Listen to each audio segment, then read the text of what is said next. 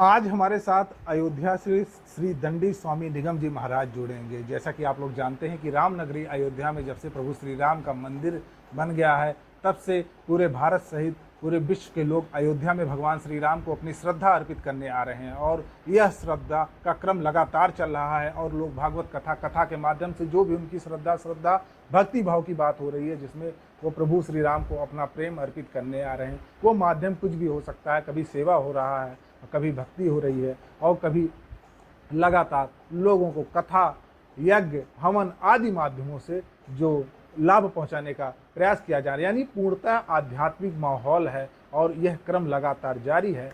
और लुधियाना से प्रसिद्ध दंडी महाराज अयोध्या पहुंचे हैं और उनका कार्यक्रम अयोध्या में जारी है। यहाँ पर भक्तों को अपनी कथा सुनाएंगे और अपने जीवन में सनातनी अनुभवों को भी साझा करेंगे। तो हम देर नहीं करेंगे, महाराज जी से शीघ्र ही बात करेंगे और आपसे उनकी मुखारबिंदु होगी और जिस पे चर्चाएं होंगी। आज चर्चाएं धर्म पे होगी, शास्त्र पे होगी और हमारे कल्याण की बात पे होगी। हरि ओम रामाय रामभद्राय रामचंद्राय वेदसे रघुनाथाय नाथाय सीतायाः पतये नमः। हम लोग तो श्री राम अयोध्या जी में एक दिव्य अनुष्ठान करने के लिए आए हैं। ये चैनल वाले आए हैं, ये कहते हैं कि आप भी कुछ कहिए। तो अयोध्या की महिमा तो शेष महेश भी नहीं कह सकते हैं, क्योंकि 7 मोक्षदापुरियों में अयोध्या प्रमुख मानी जाती है। अयोध्या, मथुरा, माया, काशी, कांची, अवंतिका, पुरी, द्वारावती चैव सप्तेतः मोक्षदायकः। ये 7 जो मोक्षदायक नगरी हैं सनातन धर्म के इतिहास में, अयोध्या जी का नाम सर्वप्रथम आता है। हम लोग यहाँ 9 दिन तक रहेंगे। इस 9 दिन में 108 रामायण के, रामचरितमानस के, नवः पारायण के हिसाब से पाठ करेंगे। इन पाठों का बड़ा भारी महत्व बताया गया है। बहुत से संत तो ये मानते हैं कि 108 पाठ करने पर भगवान श्री राम के प्रत्यक्ष दर्शन होते हैं। ये पाठ प्रातःकाल 8 बजे से 12 बजे तक चलेंगे और सायंकाल इन किए गए पाठों के विषय में ही कथा होगी रामायण जी की। उसमें अयोध्या के प्रसिद्ध विद्वान अलग अलग दिन में अपनी दिव्य वाणी से भगवान श्री राम का गुणानुवाद करें। हम लोगों के साथ लाला जय कृष्ण दास जी फरीदाबाद वाले हैं, जिन्होंने इस आयोजन को विशेष रूप दिया। परिवार सहित तो आए हैं, उनके लड़के अतुल आदि भी यहाँ पहुँचे हुए हैं। तो इस तरह के आयोजनों से समाज में क्रांति आती है, समाज में एक उत्साह बढ़ता है। समाज का हर व्यक्ति चाहता है कि मैं भी भगवान श्री राम को प्रसन्न करने के लिए और सनातन धर्म के प्रचार प्रसार के लिए इस तरह के आयोजन करूं। इन आयोजनों के अनेक प्रकार के प्रभाव होते हैं। उदाहरण के रूप में यहाँ अयोध्या के 108 विद्वान संत, विद्वान ब्राह्मण जो रामायण के मर्मज्ञ हैं, वो इसका मूल पाठ करेंगे। प्रातःकाल मूल पाठ होगा। इसी प्रकार सायंकाल जो कथा होगी, उस कथा में भी अच्छे अच्छे जो प्रसंग हैं, जो मार्मिक प्रसंग हैं, जिन प्रसंगों को अनादिकाल से आज तक चलाया जा रहा है, क्योंकि वाल्मीकि जी को हमारे यहाँ आदि कवि के रूप में माना जाता है। अयोध्या नगरी सारे विश्व में आज चर्चा का विषय है।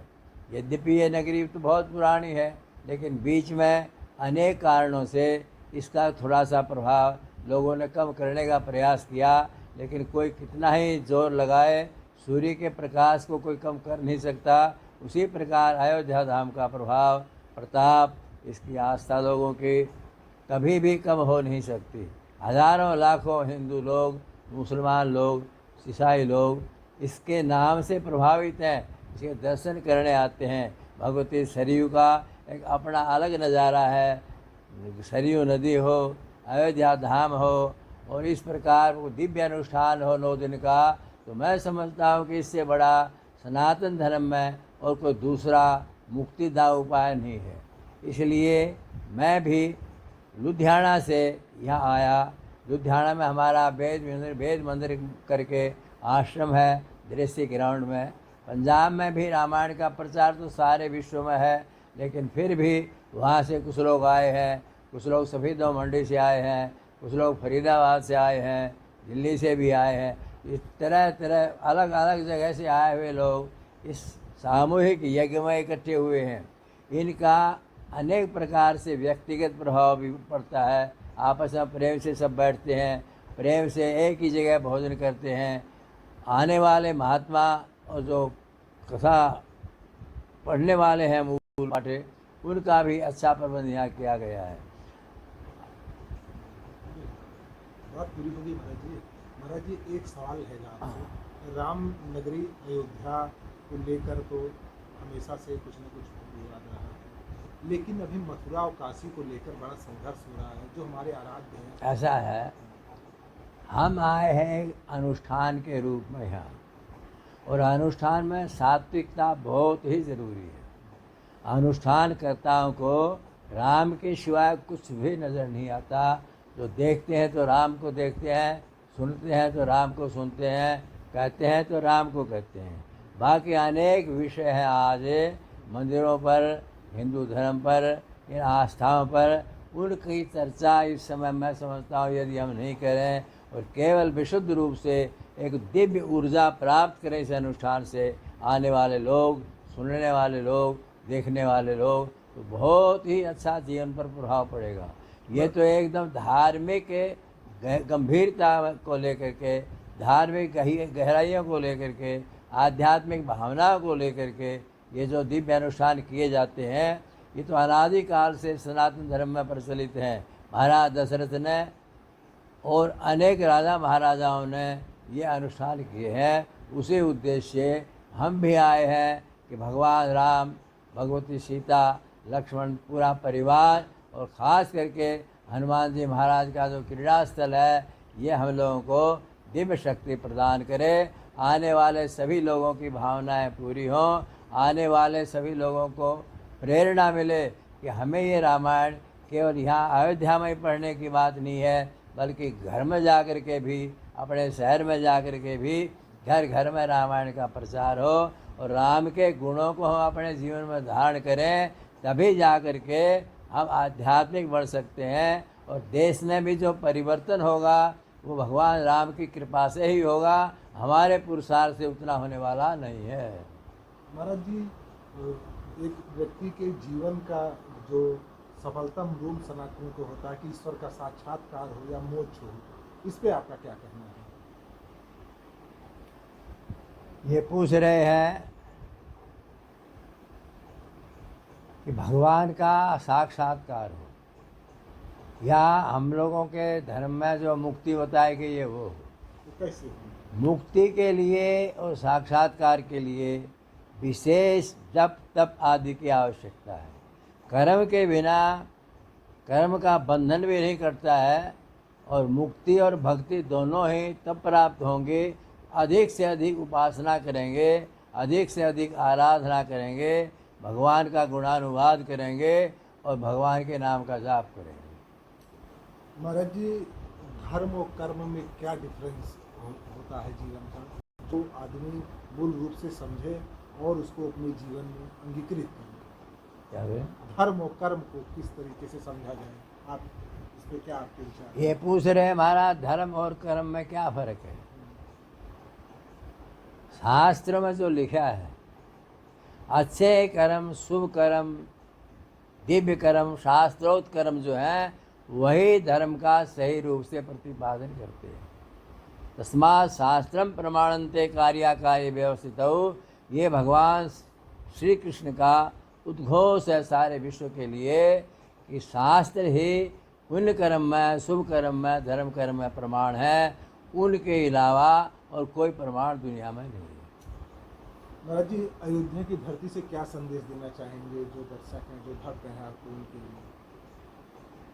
धरती अयोध्या की हो या काशी की हो, धरती तो धरती है, लेकिन धरती को और अधिक पुण्य प्रदा करने वाले, पुण्य प्रदायनी करने वाले जो तपस्वी हैं, त्यागी हैं, महापुरुष हैं, उनका एक अपना प्रभाव है। यहाँ इसमें अयोध्या में बहुत बड़े बड़े विलक्षण महात्मा रहते हैं, बड़े संत रहते हैं, जो निरंतर भगवान का नाम जपते हैं, निरंतर रामायण का पाठ करते हैं, रोज़ सरयू में स्नान करते हैं। इन दिव्यात्माओं के निवास से, इन दिव्यात्माओं के प्रभाव से ही अयोध्या इतनी समर्थ और पुण्यप्रदा नगरी होने पर भी और अधिक पुण्यप्रदा रहेगी। अगर ये संत महापुरुष ना हो, ये पुण्य कर्म ना हो, तो अयोध्या की भूमि का उतना प्रभाव हम नहीं कह सकते जितना शास्त्रों में लिखा है। तो आपने देखा हमारे साथ महाराज जी जुड़े हुए थे, दंडी महाराज जी, जिनका कहना है कि अयोध्या का जो मूल प्रभाव है वो यहाँ के भक्त लोग हैं, यहाँ के साधु हैं, संत हैं, और यहाँ की भूमि का उतना प्रभाव नहीं जो यहाँ के संतों के स्पर्श से है और उनके जप तप से है। ये अयोध्या से मैं आनंद त्रिपाठी।